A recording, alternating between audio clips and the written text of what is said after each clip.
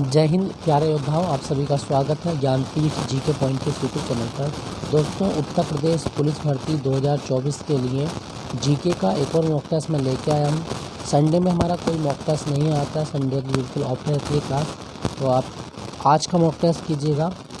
सोमवार 5 फरवरी। पहला प्रश्न आज का मॉक टेस्ट में क्या कहा गया दोस्तों? पहला प्रश्न कहा गया है, प्रगलन किस में किया जाता है? दोस्तों, प्रगलन जो होता है इसमें किसी धातु को पिघलाया जाता है। ठीक है, तो प्रगलन किस में होता है? आपका सही जवाब होगा आपका ऑप्शन ए, बात्या भट्टी। बात्या भट्टी में प्रगलन किया जाता है। ऑप्शन ए आपका सही जवाब है। ठीक है दोस्तों, याद रखिएगा। अच्छा दोस्तों, अगर आपसे पूछा जाए कि जो लोहा होता है, लोहे का जो अयस्क है ना, हेमेटाइट, तो हेमेटाइट से लोहा जो मिलता है वो प्रगलन के द्वारा ही निकाला जाता है। ठीक है, याद रखिएगा। नेक्स्ट प्रश्न है आपका, परमाणु द्रव्यमान का अंतर्राष्ट्रीय मानक क्या है? दोस्तों, परमाणु द्रव्यमान का अंतर्राष्ट्रीय मानक जो होता है वो कार्बन 12 को माना गया है, C12। ऑप्शन ए आपका सही जवाब है, C12। नेक्स्ट प्रश्न आपका, गुजरात के किस स्थान पर हड़प्पा सभ्यता के अवशेष मिले थे? तो दोस्तों, गुजरात में कौन सा स्थान है? जवाब होगा आपका ऑप्शन ए, लोथल।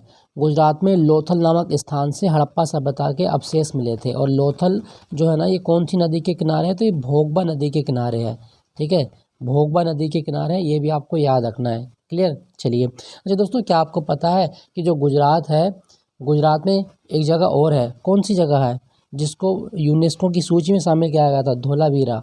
तो धोलावीरा भी गुजरात में है, यहाँ से भी हड़प्पा सभ्यता के अवशेष मिलते हैं। तो ये भी आपको याद रखना है। ठीक है, चलिए अगला प्रश्न, बांदीपुर वन्यजीव अभयारण्य कहाँ स्थित है? दोस्तों, बांदीपुर वन्यजीव अभयारण्य की बात करें तो ये कर्नाटक में है। ऑप्शन सी आपका सही जवाब है, कर्नाटक। कर्नाटक में बांदीपुर है, बन्नरघट्टा है, कुद्रेमुख है, ठीक है, नागरहोल टाइगर रिजर्व है, तो वो सब कर्नाटक में है। दोस्तों, क्या आपको पता है कि कर्नाटक में एक डांस भी होता है, यक्षगान? तो कर्नाटक का डांस है यक्षगान, ये जरूर याद रखना, बहुत आता है एग्जाम में। और दूसरा कौन सा कर्नाटक में? ढोलू कुनीथा।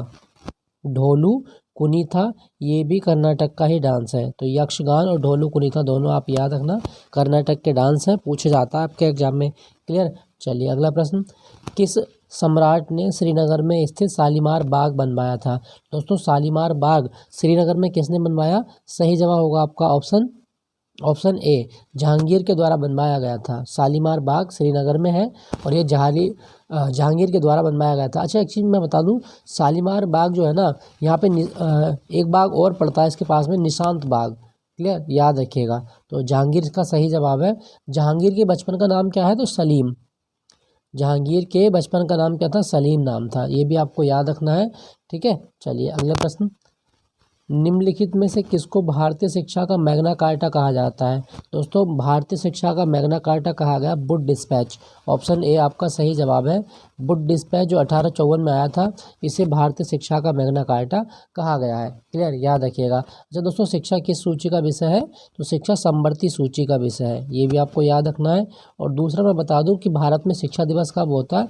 शिक्षा दिवस होता है आपका 11 नवंबर को। तो भारत में शिक्षा दिवस 11 नवंबर को मनाया जाता है। नेक्स्ट प्रश्न आपका, बैंक दर की वृद्धि से क्या होगा?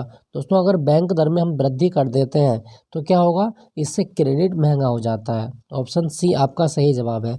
बैंक दर क्या होती है? बैंक दर वह दर है जिस पर आरबीआई व्यावसायिक बैंकों को दीर्घ अवधि के लिए लोन देता है। ठीक है, याद रखिएगा। तो बैंक दर अगर महंगी हो जाए तो क्रेडिट महंगा हो जाता है। क्लियर? याद रखेंगे। दोस्तों, क्या आपको पता है कि भारत में जो आरबीआई है, ये भारत का केंद्रीय बैंक है, कब बना था? तो 1 अप्रैल 1935 को बना था आरबीआई। ठीक है, याद रखिएगा। नेक्स्ट है, रेशम के कीड़े पालने को क्या कहा जाता है? तो रेशम कीड़े पालने को क्या बोलते हैं हम? जवाब होगा आपका सेरीकल्चर। ऑप्शन डी आपका सही जवाब है, सेरीकल्चर। एपीकल्चर क्या है? तो मधुमक्खी के लिए। और पीसीकल्चर क्या है? मछली के लिए। पीसीकल्चर मछली और एपीकल्चर मधुमक्खी। क्लियर? याद रखिएगा। और रेशम के कीड़े कौन से पेड़ पे अधिकांश पाले जाते हैं? सहतूत के पेड़ पे पाले जाते हैं, ये भी आपको याद रखना है। नेक्स्ट प्रश्न है आपका, राज्य का उच्चतम विधि अधिकारी कौन होता है? तो दोस्तों किसी राज्य का उच्चतम विधि अधिकारी की बात करें तो वो होता है एडवोकेट जनरल। ऑप्शन बी आपका सही जवाब है, एडवोकेट जनरल, जिसको महाधिवक्ता कहा जाता है। आर्टिकल 165 में इसकी नियुक्ति का प्रावधान है, तो ये आप याद रखना, ये राज्य का उच्चतम विधि अधिकारी होता है। क्लियर, याद रखिएगा। नेक्स्ट प्रश्न है आपका, सर्वेंट्स ऑफ इंडिया सोसाइटी के संस्थापक कौन थे? दोस्तों सर्वेंट्स ऑफ इंडिया सोसाइटी की बात करें तो इसकी स्थापना कब हुई थी? 1905 में। और संस्थापक कौन थे? गोपाल कृष्ण गोखले। ऑप्शन ए आपका सही जवाब है, गोपाल कृष्ण गोखले द्वारा सर्वेंट्स ऑफ इंडिया सोसाइटी की स्थापना की गई। अच्छा, क्या आपको पता है कि गांधी जी के जो राजनीतिक गुरु थे वो कौन थे? गोपाल कृष्ण गोखले।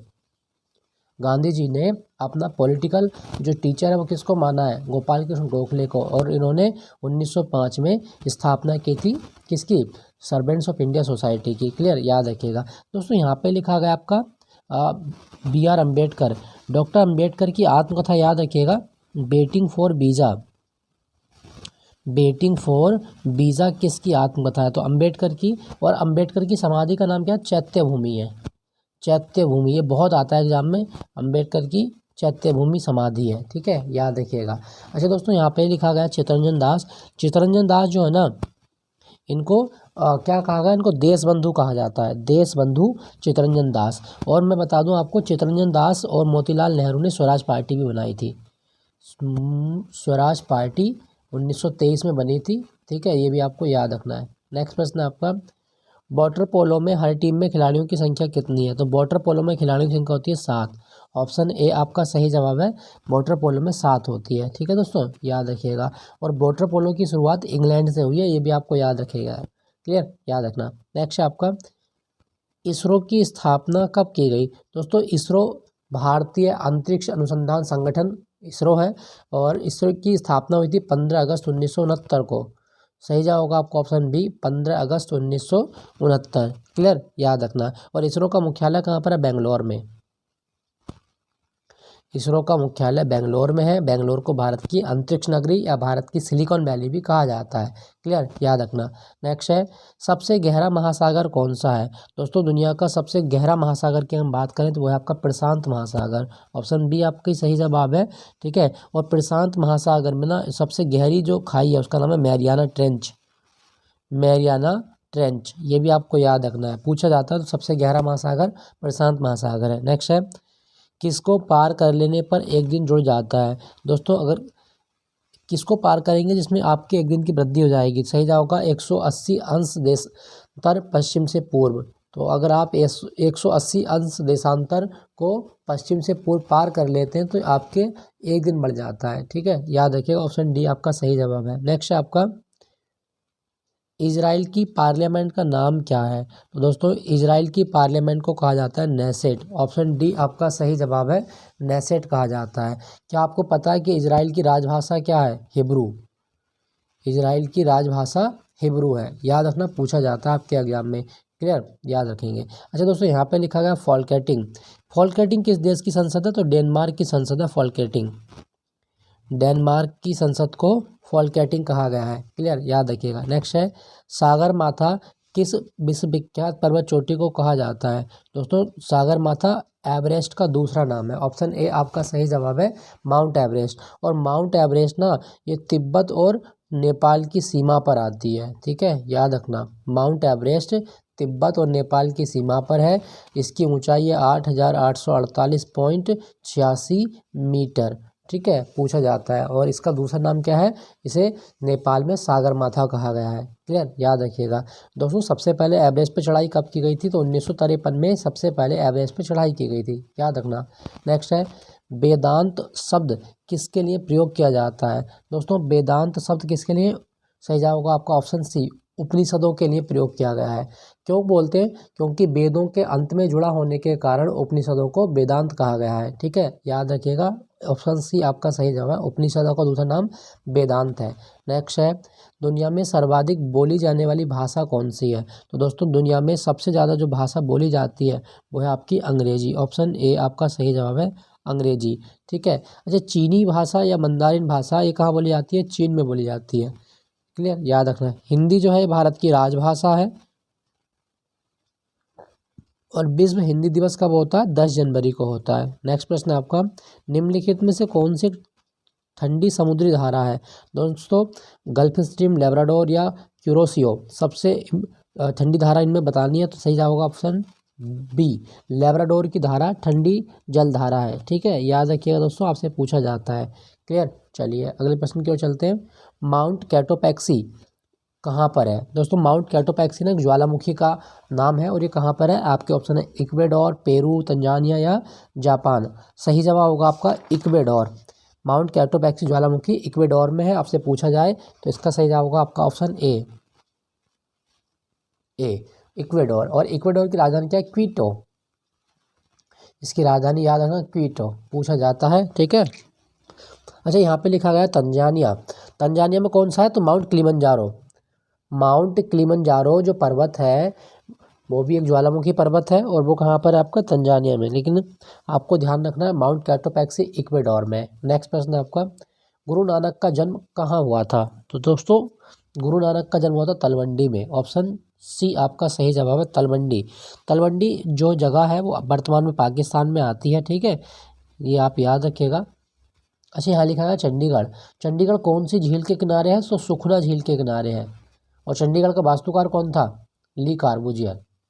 चंडीगढ़ का वास्तुकार ली कार्बूजियर है। नेक्स्ट है, गौतम बुद्ध का जन्म स्थान था। दोस्तों गौतम बुद्ध का जन्म स्थान था ऑप्शन डी, लुम्बिनी।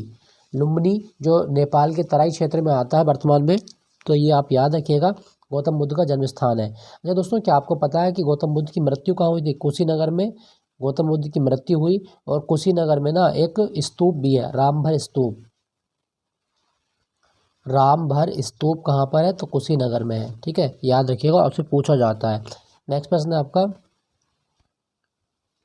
ओलंपिक खेलों में भाग लेने वाली प्रथम महिला जिम्नास्ट कौन सी है? तो दोस्तों ओलंपिक खेलों में जिम्नास्ट में भाग लेने वाली भारत की पहली महिला दीपा कर्माकर। ऑप्शन सी आपका सही जवाब है, दीपा कर्माकर। ठीक है, याद रखना, इसका खेल पूछा जाता है कई बार एग्जाम में कि दीपा कर्माकर कौन सा खेल खेलती है? तो जिम्नास्ट खेलती है, त्रिपुरा की है, याद रखिएगा। नेक्स्ट आपका, किसी द्रव के ताप किसी द्रव के ताप में वृद्धि करने पर क्या होगा? दोस्तों यदि आप किसी द्रव के ताप में वृद्धि करेंगे तो इससे क्या होगा? उसके आयतन में वृद्धि होगी, लेकिन घनत्व में कमी हो जाएगी। तो ऑप्शन सी इसका सही जवाब है। आयतन में तो वृद्धि होगी क्योंकि गर्म करने में फैलेगा तो आयतन बढ़ेगा, लेकिन घनत्व में क्या होगी? कमी हो जाती है। नेक्स्ट है, आवश्यक वसा अम्ल कौन सा है? दोस्तों आवश्यक फैटी एसिड हमें बताना है कौन सा है। सही जवाब होगा आपका लिनोलिक अम्ल। लिनोलिक अम्ल आवश्यक फैटी एसिड है।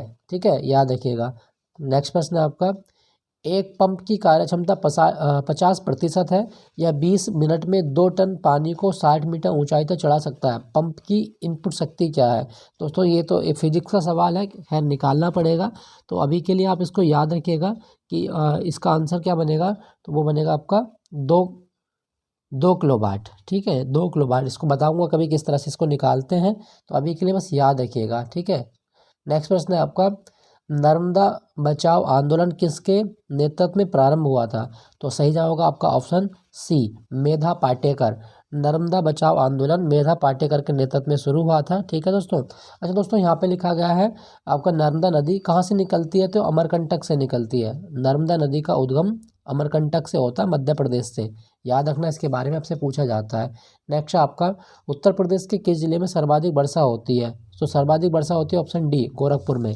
उत्तर प्रदेश में सबसे ज़्यादा वर्षा जो होती है वो गोरखपुर में होती है। आप याद रखना, आपसे पूछा जाता है। ठीक है, और गोरखपुर में एक मेला भी लगता है। कौन सा मेला? खिचड़ी मेला। खिचड़ी मेला कहाँ लगता है? तो गोरखपुर में लगता है, मकर संक्रांति के अवसर पर। क्लियर, याद रखिएगा। नेक्स्ट है, उत्तर प्रदेश के जौनपुर शहर की स्थापना किसने की थी? जौनपुर को सिराजे हिंद भी कहा जाता है, सिराजे हिंद। तो ये भी आपको याद रखना है, किसको कहा गया है? जौनपुर को। और अगर आपसे पूछे कि जौनपुर शहर कौन सी नदी के किनारे, तो गोमती नदी के किनारे। और जौनपुर की स्थापना किसने की थी? फिरोज शाह तुगलक ने। ऑप्शन सी आपका सही जवाब है, फिरोज शाह तुगलक। नेक्स्ट प्रश्न है, भारत में जन्म दर व मृत्यु दर से संबंधित निम्नलिखित में कौन सा कथन सही है?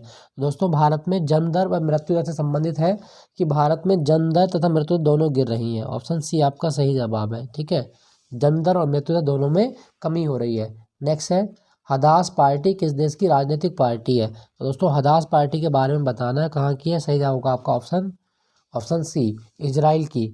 इजराइल की पार्टी है हदास पार्टी, याद रखिएगा। नेक्स्ट है ओलंपिक ध्वज के संदर्भ में कौन सुमेलित नहीं है। दोस्तों ओलंपिक ध्वज में 5 छल्ले होते हैं, तो 5 छल्लों में नीला यूरोप का होता है, सही है। पीला एशिया का होता है, ये भी सही है। हरा ऑस्ट्रेलिया का होता है, ये भी सही है। काला ऑस्ट्रेलिया नहीं, काला अफ्रीका का होता है। जो काला छल्ला है वो अफ्रीका का है, तो यही आपका गलत है। क्लियर, याद रखिएगा। ओलंपिक दिवस कब होता है? हर साल 23 जून को मनाया जाता है, 23 जून ओलंपिक दिवस। नेक्स्ट है सर्बिया देश की राजधानी क्या है? तो सर्बिया की राजधानी है बेलग्रेड, ऑप्शन डी आपका सही जवाब है, बेलग्रेड। क्लियर, याद रखिएगा। दोस्तों अगर आपसे पूछा जाए कि जो दमिश्क है किसकी राजधानी है, तो सीरिया की राजधानी है दमिश्क, सीरिया की राजधानी है दमिश्क। क्लियर, याद रखिएगा, आपसे पूछा जाता है, सीरिया की राजधानी दमिश्क है। नेक्स्ट है 5वां आसियान भारत सम्मेलन 2023 कहाँ आयोजित हुआ? तो 5वां भारत आसियान सम्मेलन 2023 में जो हुआ था वो कहाँ हुआ? आपका जवाब होगा ऑप्शन बी, कहाँ पर? कुआलालंपुर में, ऑप्शन बी आपका सही जवाब है, कुआलालंपुर। नेक्स्ट है अर्थशास्त्र के क्षेत्र में नोबेल पुरस्कार 2023 किसे मिला है? तो दोस्तों अर्थशास्त्र के क्षेत्र में नोबेल पुरस्कार मिला था क्लाउडिया गोल्डिन को, ऑप्शन डी आपका सही जवाब है।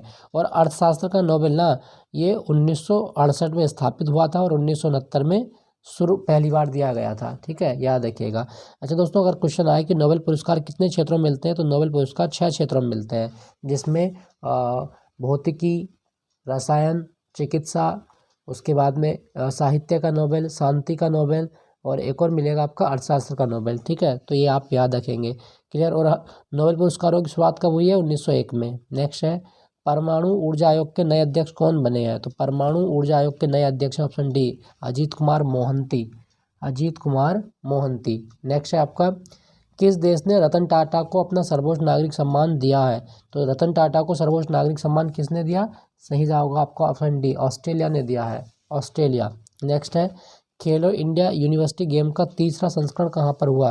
तो दोस्तों खेलो इंडिया यूनिवर्सिटी गेम का जो तीसरा संस्करण हुआ था वो कहाँ हुआ? ऑप्शन सी उत्तर प्रदेश में हुआ है, उत्तर प्रदेश। और इसका शुभंकर क्या था? जीतू बारहसिंगा, जीतू बारहसिंगा खेलो इंडिया जो यूथ गेम हुए थे, यूनिवर्सिटी गेम हुए, इनका शुभंकर है बारहसिंगा।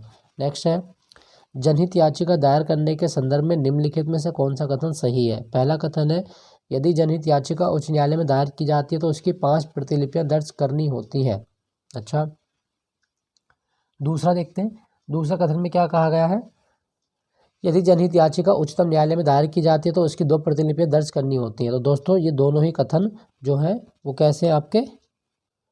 तो इसमें ना तो पहला कथन आपका ये सही है और ना ही दूसरा कथन सही है, मतलब दोनों, एक और दो दोनों ही सही नहीं है। ठीक है, याद रखिएगा। अच्छा क्या होता है, देखो जब जनहित याचिका उच्चतम न्यायालय के समक्ष दायर की जाती है तो 5 प्रतिलिपियां दायर करनी होती हैं। यहाँ पे लिखा था उच्च न्यायालय, तो ये सुप्रीम कोर्ट में होता है साहब। ठीक है, याद रखिएगा। अच्छा अगर क्वेश्चन आए कि जनहित याचिका का जनक कौन है भारत में, तो PN Bhagwati, justice PN Bhagwati को जनहित याचिका का जनक माना जाता है। नेक्स्ट है अगर कोई पत्र याचिका जनहित क्या है, अगर कोई पत्र याचिका जनहित याचिका के रूप में दायर होती है तो इसके लिए आदेश पारित होना चाहिए। तो दोस्तों यदि कोई भी याचिका है और वो जनहित याचिका के रूप में दायर होती है तो मजिस्ट्रेट के द्वारा, ऑप्शन ए, मजिस्ट्रेट के द्वारा एक आदेश पारित होना चाहिए। ठीक है, याद रखिएगा। तो दोस्तों ये था आज का मॉक टेस्ट में 40 प्रश्न जिनका अभ्यास हमने किया। ठीक है, तो आप ऐसे ही मॉक टेस्ट के लिए मेरे साथ बने रहिएगा। अगर ये वीडियो पसंद आए तो लाइक कीजिएगा, अपने दोस्तों के साथ शेयर कीजिएगा। फिर मिलूंगा नए मॉक टेस्ट के साथ में उत्तर प्रदेश GK के। तो आप अपना ख्याल रखिएगा, मेरे साथ बने रहिएगा। Thank you for watching Jnanpith GK point.